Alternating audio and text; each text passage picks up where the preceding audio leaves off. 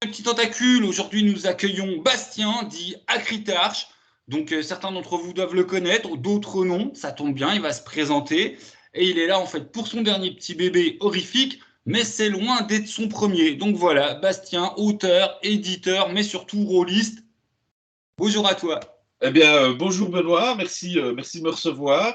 Rôliste, oui, oui, rôliste depuis, ça fait maintenant plus de 30 ans que je fais du jeu de rôle. J'ai appris en autodidacte avec l'œil noir. Et puis très rapidement, je suis tombé dans la marmite de la chose. Comme j'habitais un petit village reculé des Ardennes, j'avais pas nécessairement accès à beaucoup de boîtes. Et donc, j'ai beaucoup directement fait du reskinning de mes jeux de rôle préférés. Et c'est comme ça que je suis un peu rentré dans l'écriture de jeux de rôle très rapidement. J'ai fait mon premier reskin de Terre de légende. J'avais 16 ans et c'était pour faire du post-apocalyptique. Et puis alors, de fil en aiguille, j'en suis arrivé à devenir en effet auteur, éditeur. Et donc jusqu'ici, j'ai principalement édité des suppléments Ouh, mon autour ami, mais de... tu vas bien trop vite, on n'en a pas fini de ta jeunesse. Là, tu nous as sorti des perles d'antiquité où j'oserais dire seuls les vieux on sait de quoi on cause. La petite boîte Smith, l'œil noir et les terres de légende, quoi. Donc, il y en a eu d'autres dans les vieux ancêtres ou t'es resté Oui, sur bien ce sûr, côté mec fan? la boîte rouge de Donjons et Dragons, l'appel de Cthulhu, je pense que c'était la V2.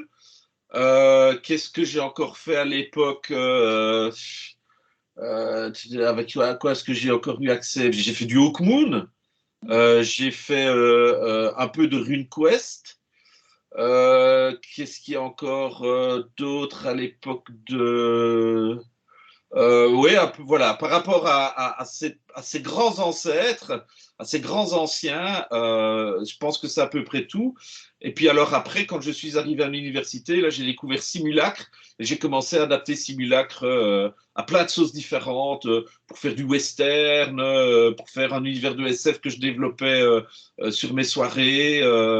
Et puis alors, j'ai aussi pas mal joué à Légende des contrées oubliées avec le système proposé dans l'encyclopédie jeux de rôle et avec aussi un système que j'ai développé parce qu'à un moment donné, je voulais du plus crunch que ce qu'il y avait dans le système de base.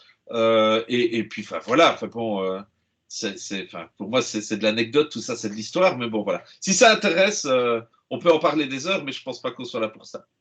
Bon, ok, non, mais c'est bien de me couper, sinon moi j'étais parti sur LCO, hein. Je trouve un jeu totalement sous-coté, qui est, enfin, des merveilleux souvenirs. On va laisser les Akai où ils sont et on va venir Voilà, un petit peu sur Horrifique.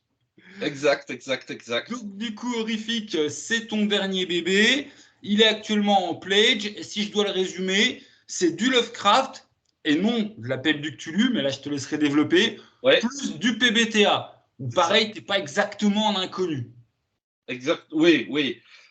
Donc, oui, c'est ça, Horrifique. Donc, Horrifique a été développé par Frédéric Guesquière, qui est l'auteur. Moi, je ne suis que l'éditeur, et ça fait 3 ans que je fais du game design et que j'amène du haut potentiel ludique dans le travail de base de Horrifique. Mais moi, quand je découvre Horrifique et que Frédéric Guesquière me le fait jouer pour la première fois, comment dire, l'idée force de Horrifique existe déjà, c'est-à-dire de coupler le ton de ce qu'on peut amener en termes d'étrangeté, de violence, de danger et d'horreur à la Doomsday Clock de Apocalypse World, donc l'horloge du destin d'Apocalypse World, que Frédéric renomme horloge de l'horreur.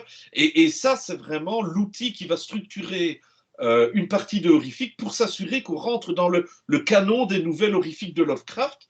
Donc le canon des nouvelles horrifiques de Lovecraft, c'est pas seulement le cycle de Cthulhu, ce qu'on appelle le cycle de Providence aujourd'hui, c'est aussi toutes des nouvelles horrifiques qui n'ont rien à voir avec le cycle de Cthulhu, le secret de la pyramide, Horreur à Red Hook, qui a cette réputation sulfureuse d'être ultra raciste, et elle l'est, l'alchimiste, la crypte, etc. Enfin, il y a plein de perles comme ça dans Lovecraft, hors de ce qu'il a écrit pour Cthulhu. Et donc, la volonté de Frédéric Guesquière était de rendre hommage à cette vision plus large de l'horreur selon Lovecraft, avec un jeu qui en plus lui permettait de transmettre ce que lui a ressenti en lisant ces nouvelles et qu'il n'arrivait pas à transmettre, à vivre avec les jeux dont on disposait avant, enfin dont il disposait avant Horrifique, comme l'appel de Cthulhu, Cthulhu Gumshoe, Lovecraftesque, le Cthulhu Hack,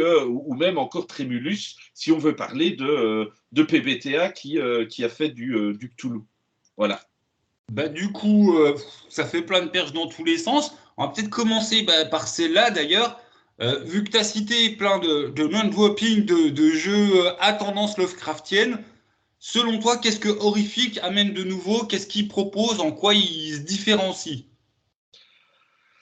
Alors, en termes de contenu, en termes de background, Horrific se différencie dans le fait qu'on ne fixe aucun contexte hors de celui des nouvelles de Lovecraft.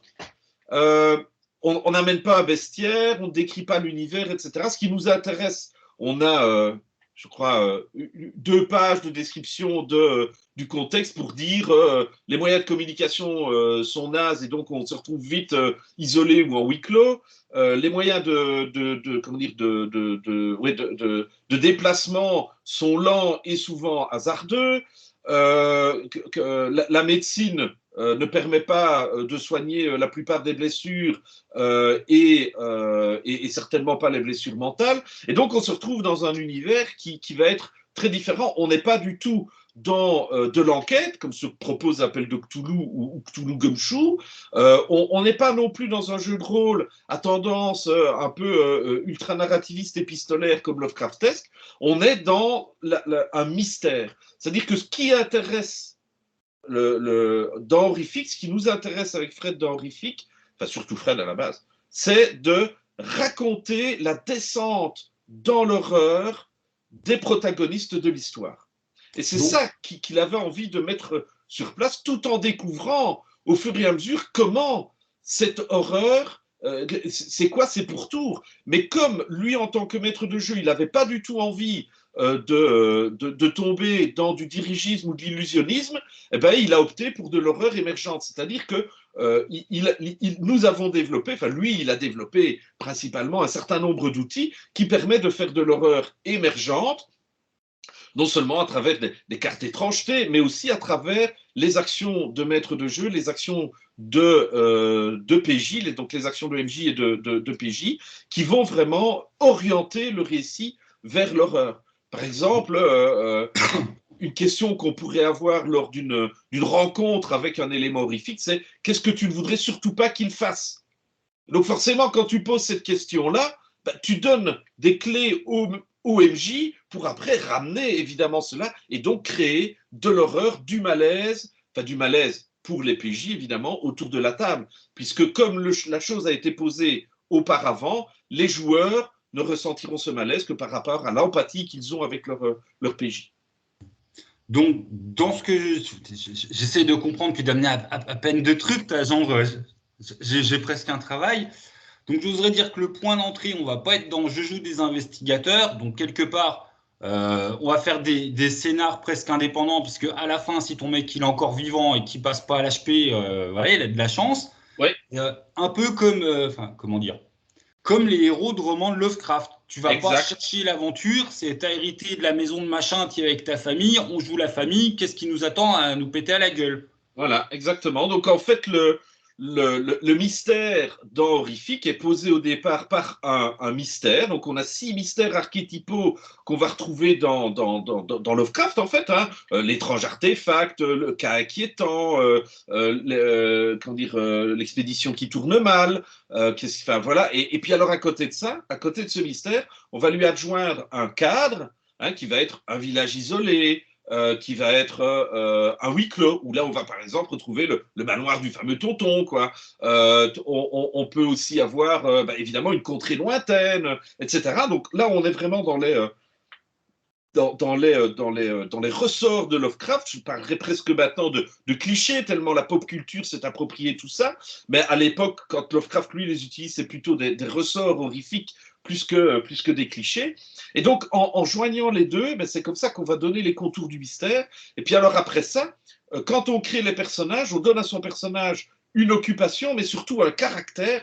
Et ce caractère va déterminer pourquoi ce PJ-là, il va avoir envie d'explorer le mystère. Il va avoir naturellement envie. Pourquoi? Il a une inclination, une psychologie qui l'amène à explorer ce mystère-là. C'est quoi son appétence à se foutre dans la merde plutôt que se barrer en courant? Exactement, et parce qu'il a de bonnes raisons. L'ange gardien, il va faire ça parce qu'il va vouloir protéger les autres. L'amante, il va vouloir faire ça parce que il va vouloir rester avec la personne qu'il aime plus que tout et qui fait partie du groupe ou qui est un PNJ principal du mystère, s'il a été déterminé dans le mystère. L'épistémologiste, qui est quelqu'un qui recherche absolument la vérité, eh bien lui, il va vouloir évidemment connaître la vérité derrière le mystère, savoir mais c'est quoi, pourquoi est-ce que... Et donc, ce sont ces inclinaisons-là, ces inclinations-là qui vont faire que, naturellement, les PJ vont rester dans le mystère et ne vont pas avoir tendance à fuir. Les fois où ils vont fuir, c'est parce qu'ils vont cocher la réaction, comment dire, quitter les lieux le plus rapidement possible, où là, ben oui, en effet, leur personnage, face à l'effroi, va quitter, mais il ne quittera jamais que la scène, en fait. Il reviendra dans le mystère parce que son inclination est là pour le faire, quoi. Ok. Donc, 1, 2, 3. J'ai l'impression que quand on parle, on tourne quand même pas mal autour de rendre jouable quelque chose qui est du type récit Lovecraftien. Putain, j'ai l'impression que c'est tellement vague. Voilà, ce sentiment que c'est des gens à tendance presque normaux sur qui ça va tomber. Exactement. Donc au départ, tu vas jouer des gens qui sont des gens. Tu peux jouer, comment dire, allez, tu peux jouer une écrivaine. Tu peux jouer, bien sûr, tu peux jouer un espèce d'enquêteur qui sera plutôt un journaliste ou quelque chose comme ça. Tu peux jouer un prof d'université. Tu peux jouer aussi un rentier, quoi, quelqu'un de la grande société, un riche rentier. Tu peux jouer un artiste. Mais donc en effet, comme dans les nouvelles de Lovecraft, ces gens ont à la base une activité et l'horreur leur tombe dessus et c'est justement ce caractère qu'ils ont qui font qu'ils vont aller explorer, vivre cette horreur et c'est ça qu'on a proposé de faire, qu'on propose de faire avec Horrifique. Et comme tu le signalais très très bien tantôt, lors d'une partie d'Horrifique, il y a plein de morts. Il y a plein de morts ou de gens qui terminent fous ou qui s'exilent de la société ou qui s'arrangent pour qu'on n'entende plus jamais parler d'eux par après. Mais c'est toujours un choix du joueur ou de la joueuse. Hein. Je vais dire, en tant que MJ, tu n'as aucune action qui te permet de tuer quelqu'un. Tu as une action qui te permet de blesser quelqu'un et là, le joueur ou la joueuse va cocher une des 5 blessures qu'a son personnage. Une des blessures est la mort, hein, votre personnage est mort, mais tu peux tomber, tu peux avoir une écorchure, tu peux avoir une blessure grave, tu peux avoir une commotion, et tu peux aussi mourir. Mais c'est un choix du joueur ou de la joueuse. Même chose pour la folie. Cocher. Exactement. Tu as des réactions. Et donc, tu coches ces réactions au fur et à mesure, et il y a une réaction qui te permet de cocher un état, et tu as 3 états qui traduisent, si tu veux, le chemin du personnage vers la panique et la folie totale. Mais à aucun moment on va dire que ton personnage se chope une arachnophobie, par exemple. Ça n'existe pas dans Horrifique. Les réactions font que tu joues ça. C'est je trouve une explication rationnelle et je m'y raccroche tant que je peux. C'est je fuis la scène en courant. C'est je deviens violent et je casse quelque chose d'important ou de précieux. Tu vois, voilà, c'est ça. Et c'est ça que tu joues. Et donc, en fait, quand ton personnage est confronté à l'effroi, eh bien, automatiquement, ça rentre en jeu. Et donc, en fait, tu le joues tout de suite. Tu ne dois pas attendre le bon vouloir du joueur ou de la joueuse. Tu ne dois pas attendre que le MJ lui rappelle quelque chose. Non, tu le joues tout de suite. Et c'est là. Et voilà, et tant mieux. Tu vois, voilà. Ouais, là, j'ai l'impression que du coup, c'est pas mal l'aspect PBTA qui ressort, quoi. Oui, tout à fait. Alors, oui, c'est un peu inspiré de certains aspects et de certains PBTA, en effet. Bah, je pensais au plus narrativiste. Enfin bon, on va pas faire 25 minutes d'analyse sur les PBTA, mais oui, c'est. Sinon, j'avais plein de fois, je me disais, ah putain, c'est le moment de le placer. On insiste plein de fois que c'est du Lovecraft horrifique. Ouais. C'est-à-dire, c'est pas. Voilà, on n'est pas dans l'onirique, on n'est pas dans le Lovecraft un peu merveilleux. Tout ça, c'est évacué. Oui, ça n'intéressait pas Fred. parce que c'est pas ce qu'il préfère chez Lovecraft. Et en plus de ça, si on avait voulu faire les deux, on n'aurait pas pu se concentrer dans les mécaniques de jeu autant sur l'aspect horrifique. Et donc, je pense qu'au final, tu vois, on aurait eu un peu le cul en deux chaises et ça aurait moins bien fonctionné. Tandis que là, le fait de vraiment se concentrer sur l'horreur selon Lovecraft, ben, ça nous a permis vraiment, je pense, à la fois en termes de game design, mais aussi de background, mais qui est décrit en creux à travers les cartes étrangetés, à travers les cadres, les mystères et à travers les actions de PJ et de MJ, eh bien, on décrit en creux vraiment tous les ressorts de l'horreur de Lovecraft. Et d'ailleurs, ressort comment dire, qui était disponible, puisque Lovecraft lui-même a écrit un assez long essai sur ce qu'est le genre de l'horreur dans ses correspondances et qui existe déjà depuis l'édition de Lafon, hein, je veux dire, Ouais, celle très que. bien, c'est ce que j'allais pointer en revenant sur la structure du récit que vous avez Voilà, intégré dans les mécanismes. exactement. Donc je me permets de te couper juste pour bien montrer, hé, je suis monsieur, je suis. Et puis maintenant je ferme ma bouche, mais je t'en prie. Voilà. Et puis alors aussi, Fred s'est beaucoup inspiré de l'analyse qu'avait fait Graham Wellesley autour justement de Cthulhuac, parce que bon, Cthulhuac c'est tout court, mais à côté de ça, il avait ressorti une version étendue avec justement toute son analyse de c'est quoi les ressorts dramatiques et horrifiques chez Lovecraft. Voilà. Et donc, en reprenant ça et en reprenant le matériau de base pour aller chercher justement les détails, est-ce que, enfin voilà, donc tu sais, quand on parle de Lovecraft et de Toulouse, on parle souvent de tentacules, etc. Euh, mais en fait, quand tu regardes bien, il n'y a pas tant que ça de tentacules chez Lovecraft.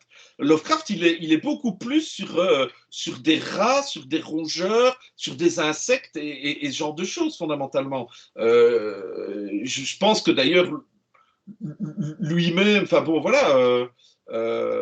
Enfin, moi, je suis pas un spécialiste de Lovecraft, donc, mais moi, personnellement, de ma lecture de Lovecraft, oui, à part Toulouse qui a sa tête de tentacule, mais finalement, il n'y a pas tellement de tentacules. Moi, je suis beaucoup plus. Enfin, oui, Lovecraft, c'est beaucoup plus de la vermine, quoi, qu'il amène dans ces trucs. Et puis, alors, évidemment, dans le cycle de Providence, tous ces monstres, tous ces monstres improbables, quel que soit leur niveau de puissance, quoi, si on veut dire ça comme ça. C'est très mal dit, mais bon.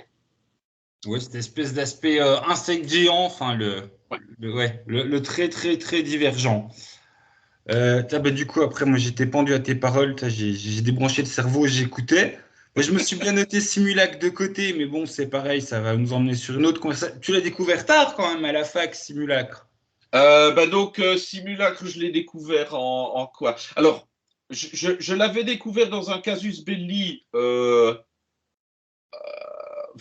80, non, ouais, 89-90, un truc comme ça. Et je l'ai redécouvert quand j'étais à la fac, quand ils ont sorti comment dire, le hors-série. Tu vois, voilà. Et c'est à partir de là que moi j'ai vraiment commencé à travailler avec Simulacre. Avec des univers perso, puis tout ça. Ouais, ouais. Et puis alors j'avais joué à Cyber Age aussi. J'avais fait une petite campagne. On avait joué 5 ou 6 séances de Cyber Age avec les copains au code, quoi. Donc, ouais, Ok. belgicisme. Et c'est marrant, t'as pas une période vampire. Alors, j'ai eu une période vampire. Moi, personnellement, j'ai relativement peu maîtrisé un vampire. J'ai dû maîtriser 3 ou 4 parties, pas tellement plus. Et j'ai dû jouer une dizaine de parties de vampires. J'ai un peu plus joué à loup-garou et à mage l'ascension. Loup-garou parce que j'ai un ami qui avait fait une campagne loup-garou et qu'on on avait fait, je crois, on avait joué un an et on se rassemblait à peu près tous les 15 jours. Donc on avait dû faire une quinzaine, une vingtaine de séances. Et puis alors j'avais un autre ami qui avait fait une petite campagne de mage. On avait fait 8 scénarios, mais on avait fait des séances. Chaque fois, c'était des séances qui duraient quand même 5 à 6 heures. Donc ça avait été quand même assez sympa. Mais oui, je suis pas un super grand fan du World of Darkness et de tout ça. Voilà. Ce qui est parfaitement ton droit. Voilà. Ouais, enfin, après, putain, j'allais partir dans les délires d'interprétation de. Les clans, c'est quand même vachement certaines psychologies de joueurs. Puis, des fois, je trouve que tu peux gratter des infos sur un rôliste en sachant quel type de vamp il joue. Mais ça marche aussi avec les classes de DD, tout ça. Faudrait construire un truc comme ça, toi. Qu'est-ce que ça dit de nous, les rôles archétypaux qu'on a une tendance à prendre majoritairement? Voilà. Ceci dit, Benoît, que moi je t'interromps, j'oublie que là pour le moment, avec mon groupe du dimanche soir, on est sur une partie de Vampire, mais le maître de jeu a retraduit Vampire en PBTA. Ok. Et sans, comment dire, en s'inspirant tout petit peu de Immortel et de Urban Shadows, mais il est vraiment reparti plutôt de sa crèmerie à lui, quoi. Voilà. Ouais, parce que enfin, toi, forcément, moi, ça me faisait penser à Urban Shadows, un jeu que j'avais vraiment beaucoup apprécié. Mais c'est vrai que enfin, Urban Shadows, c'est pas Vampire, c'est le monde Non, des ténèbres. ouais, exactement. C'est quand même pas, Voilà, ce qui est pas du tout les mêmes propositions au final. exactement. Voilà. Et Immortel aussi, c'est pas tout à fait vampire. C'est aussi un jeu de vampire, ça s'en rapproche, mais c'est pas le vampire, la mascarade. Et c'est ça qui intéressait mon ami joueur du dimanche soir qui a fait cette adaptation-là. Voilà, pour terminer cette parenthèse. Bon, bah, du coup, tu joues quel clan quand tu joues? Alors, j'ai joué un Gangrel et là, je joue un Toréador. Ok, ok. Voilà, Gangrel, Toréador. Ah, c'est pas les mêmes. Je me tais. Gangrel, voilà. ça allait bien avec ton t-shirt, quoi. Ah, tu me diras, les Zep, c'est pas non plus des punks à chiens, donc on pourrait dire c'est des artistes, c'est des taurés. Ouais, voilà, ouais, tout à fait. Bah bon, ouais. Ouais, j'arrête avec ça, hein, c'est mes délires perso. Oui, si on veut rentrer dans la vieille référence, on peut. Hein, mais Et puis sinon, dans les trucs que je me disais, tiens, ça serait sympa d'en parler, mais du coup, putain, on passe du coq à l'âne. Ton XP d'éditeur, ouais, est-ce que c'est un truc, enfin, de toute façon, on en parlait un peu en off, je disais, est-ce que tu as envie qu'on en parle? Parce que forcément, enfin, il y a tout le discours de fond du ouais, le jeu de rôle c'est cher, et je comprends, enfin, toi, quand tu as des petits budgets, n'empêche que je pense que les gens se rendent pas assez compte de c'est quoi un DD5 imprimé en what millions d'exemplaires de par le monde, et puis un petit éditeur enfin voilà, qui prend des risques à sortir un truc. ouais, Donc, tout ouais, à si tu fait. avais envie un petit coup d'en parler, parce que enfin, je trouve que c'est vraiment des. Budgétairement, c'est des risques quoi, quand vous faites ça. Enfin, quand je dis vous, quand les petits indés osent prendre ce. Je trouve qu'humainement, c'est couillu. Donc, je t'en prie, je me tais. Bah, moi, mon expérience d'éditeur, donc, elle a commencé d'abord où je mettais à disposition des trucs gratuits ou en pay what you want sur Drive-Thru, RPG. Donc ça, c'était à l'époque où je faisais pas mal de trucs autour de Tranchons et Tracons. Un chouette petit système par Kobayashi sur lequel je me suis bien marré. J'avais fait une campagne les terres barbares pendant 4 ans. Et donc j'avais vraiment poussé un peu le système dans ses retranchements et j'avais amené des trucs pour faire entre autres des factions. Enfin bon, bref.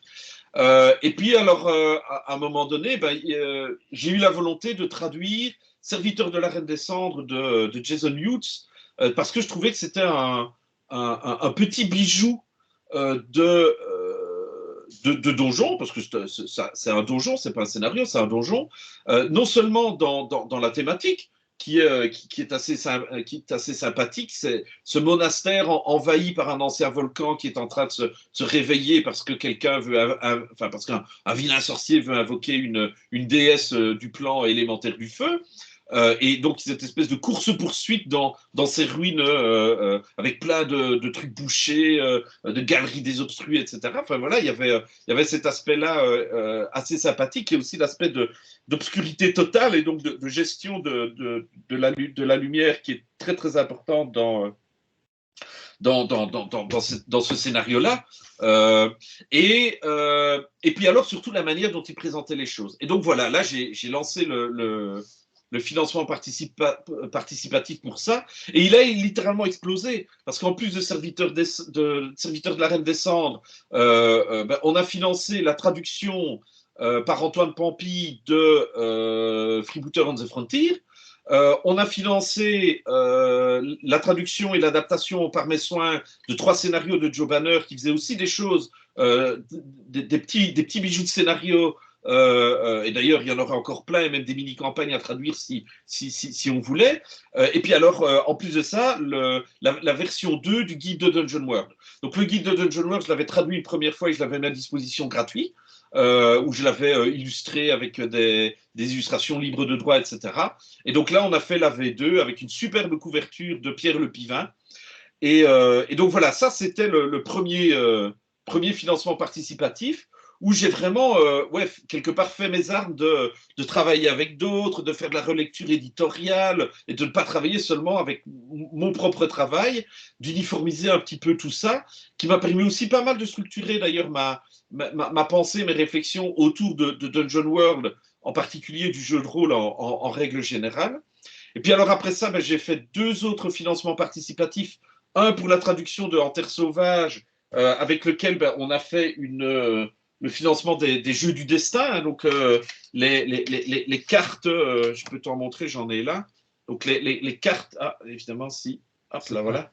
Voilà, avec recto verso, qui sont des petits événements à placer en partie de jeu. Où là, je me suis pris, avec En Terre Sauvage, je me suis pris une boîte, en fait, parce que, grosso modo, c'est une question de devis qui a été révisée à la hausse par l'imprimeur de cartes que j'avais à l'époque, avec lequel je décidais de ne plus travailler d'ailleurs, et parce que, c'était pas très clair, toutes ces histoires. Enfin bon, bref. Moi, ça m'a appris des choses, et c'est ça qui est important. Et maintenant, En Terre Sauvage, c'est un véritable succès, le jeu du destin aussi. Puisque En Terre Sauvage, j'en suis à la 3e réimpression. Donc là, maintenant, il y a un peu plus de 500 exemplaires qui sont dans la nature et il y en a encore, je pense, 200 qui attendent de partir lors de conventions et lors de ventes par correspondance. Et puis les jeux du destin, là, il y en a à peu près 300 qui sont vendus et il m'en reste une grosse centaine. Et là aussi, je suis à la 2e réimpression du jeu du destin. Donc ça vraiment, voilà, j'ai pris une boîte, mais comme ça a été vraiment des succès sur le long terme, et d'ailleurs à l'heure actuelle, ça continue d'être des ventes régulières un peu tous les mois, je suis finalement rentré dans comment dire, dans tes frais, ton Ouais, équilibre voilà, c'est budgétaire. ça, exactement. Et puis alors, là maintenant, en octobre, on a fait le financement. J'ai fait le Soulignons, hein. financement. Là, on parle pas de faire des bénéfices, on parle juste de pas Ah ouais, claquer ouais, tout tout à fait. son Non, mais pognon si je pour devais, chaud. voilà, si, allez, je pense que les bénéfices que j'ai faits à l'heure actuelle sur ce projet-là, allez, je dis, ils ont payé ma petite visite au festival de Kaisersberg cette année, quoi. Voilà.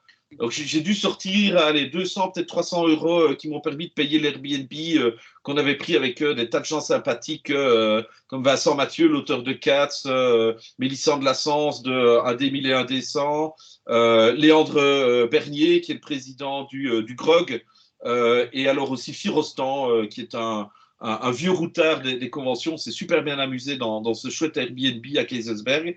Et donc voilà, tu vois, on en est là, quoi. Et puis alors donc là maintenant en octobre, j'ai fait le financement pour Impitoyable Bourgade, où là ça c'est le pendant à En Terre Sauvage, mais pour faire du Dungeon World en ville, et pas que pour Dungeon World, parce que comme pour En Terre Sauvage, c'est 90% du contenu est très générique et pourrait être utilisé dans n'importe quel jeu de fantasy et d'Heroic Fantasy qui se respecte.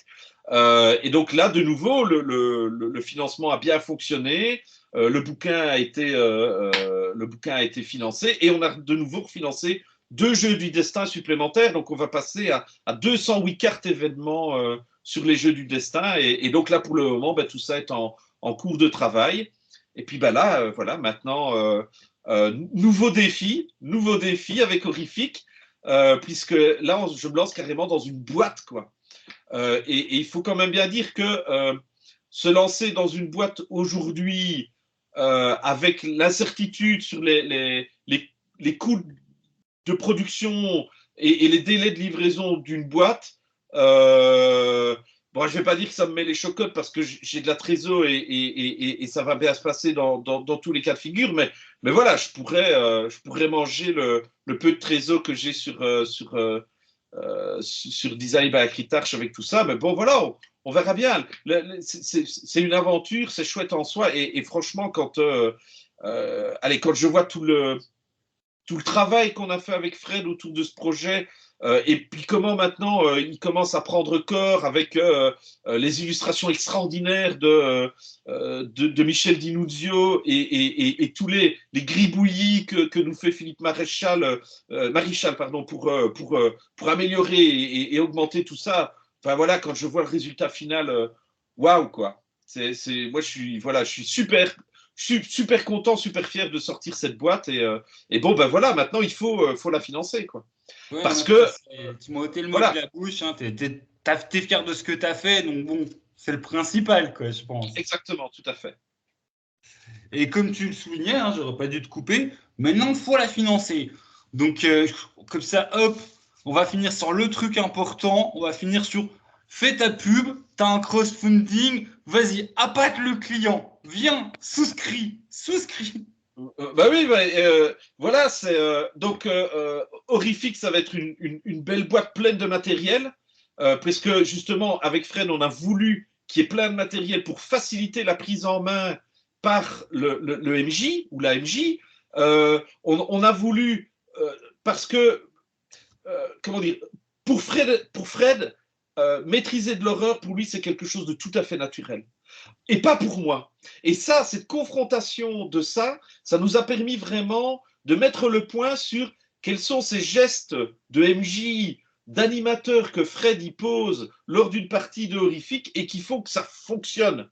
Et ces gestes-là que Fred y pose, eh ben, on les a transcrits, dans du matériel de jeu.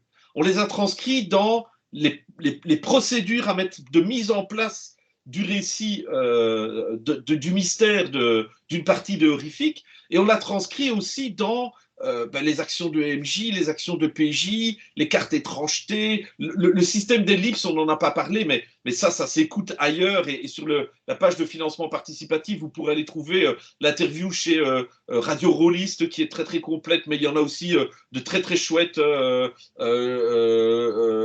comment dire, chez Jeux de Rôle Factory ou Pilule Rouge, etc.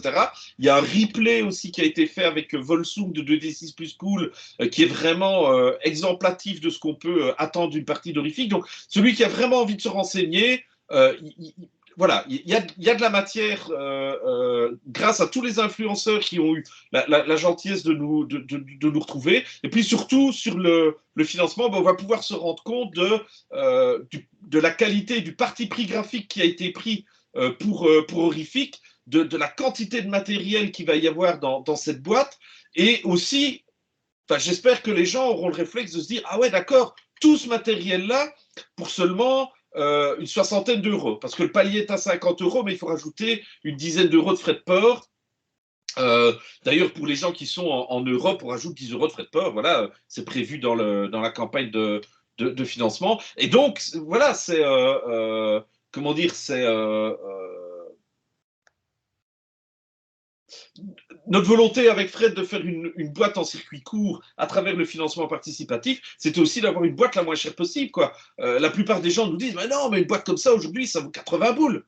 Ben voilà, nous, on a tout fait pour la faire, pour qu'elle soit à 60 euros pour les gens qui viennent souscrire maintenant, qu'elle soit à 65 euros quand on la proposera en boutique. Et d'ailleurs, à propos des boutiques, si vous n'avez pas envie... Tu m'énerves, hein, j'ai noté la question, parler des boutiques et des stocks. C'est au moins la 6e fois que tu me fais ça. Je prends des petites notes et puis tu vas dessus tout seul. Donc tu arrêtes, je ne sers à rien. D'accord, ok, vas-y, pose la question.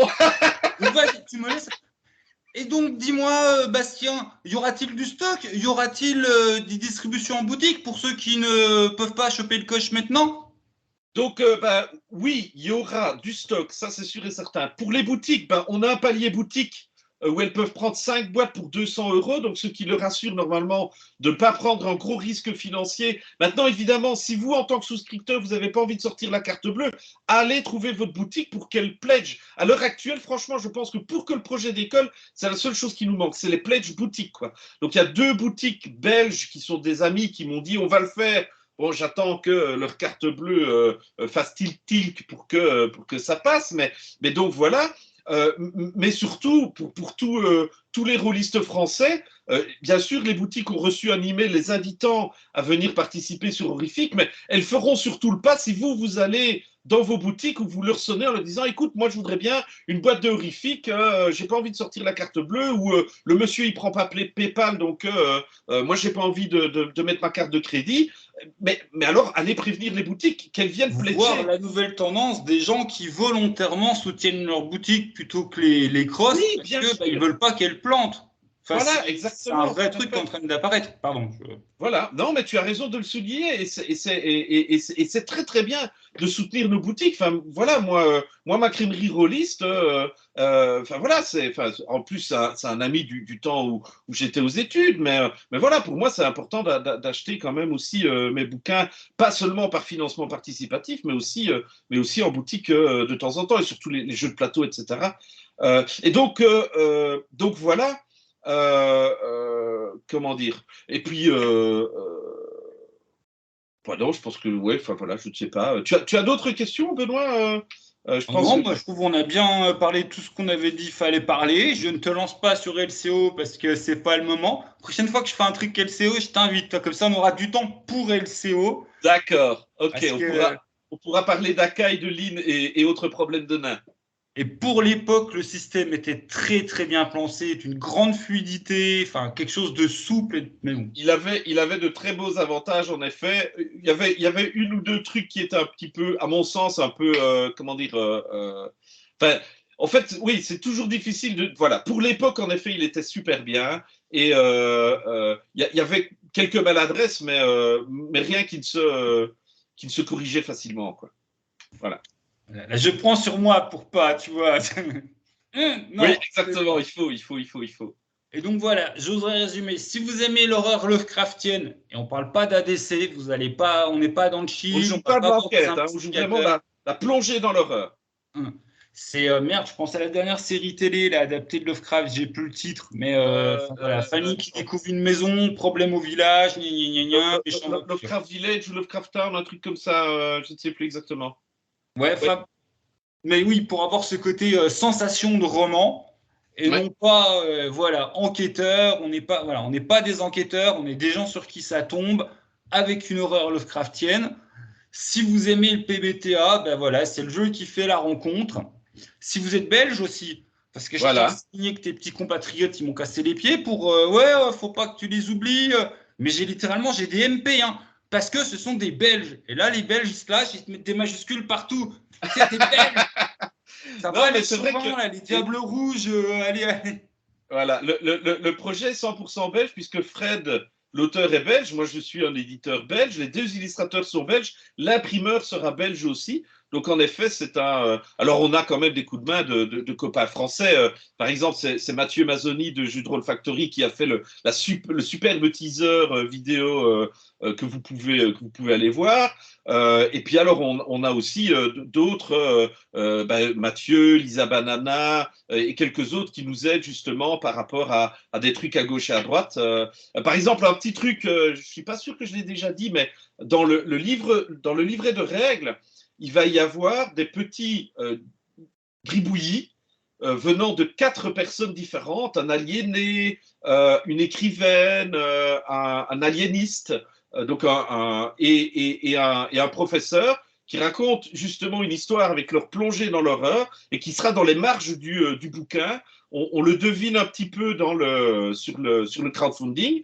Et donc, il y aura cette espèce de petit jeu à l'intérieur du bouquin de remettre ces petits textes les uns à côté des autres pour découvrir la plongée dans l'horreur de ces quatre protagonistes qui sont des archétypes et des mystères qu'on peut jouer dans Horrifique. Voilà, donc il y aura cet aspect aussi un peu ludique, de gamification du livret de règles, qui est assez sympa. Alors ça, c'est un truc qui est revenu en pointillé plusieurs fois, puis c'est bien de souligner dans ce temps conclusif.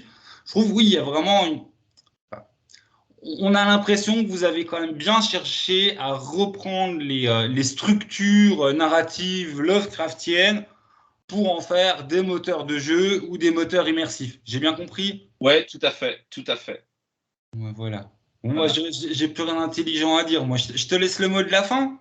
Mais alors, le mot de la fin, je dirais, il vient de mes dernières expérience de maîtrise de horrifique avec, lors de Trolls et légendes à Mons en Belgique et puis à Kaisersberg en Alsace, où j'ai eu l'occasion de jouer avec des tables où il y avait un vieux routard de l'appel de Cthulhu à ces tables-là. Et il y en a deux qui m'ont dit ah ouais, d'accord, je vais pas lâcher l'appel de Cthulhu pour Horrifique, mais je vais quand même suivre Horrifique parce que c'est une super boîte à outils pour faire de l'appel de Cthulhu. Donc voilà. Si vous hésitiez encore et si vous n'avez pas envie de lâcher votre appel de Cthulhu ou votre Cthulhu Gumshoe, ce que je comprends très très bien parce que dans leur style, ce sont de très bons jeux de rôle également, bah dites-vous bien qu'il y a quand même Horrifique, ça peut quand même être utilisé comme super boîte à outils pour ces jeux-là. Voilà. Un peu comme Terre Sauvage, rapport au Medfan. Bah ouais, bah écoute, je continue à défendre le haut potentiel ludique et je pense que le haut potentiel ludique, quand c'est bien fait, c'est utilisable pour des tas et des tas et des tas et des tas de jeux de rôle, quoi. Voilà. Bah, de toute façon, c'est toi qui les bosses, heureusement que tu y crois, quoi. Oui, hein. Bon, bah, du coup, je te laisse sur ce rire de la fin. Au revoir les gens, au revoir Bastien. Salut Benoît, merci. Ah À bah, une de rien. prochaine, ciao ciao. Prochaine.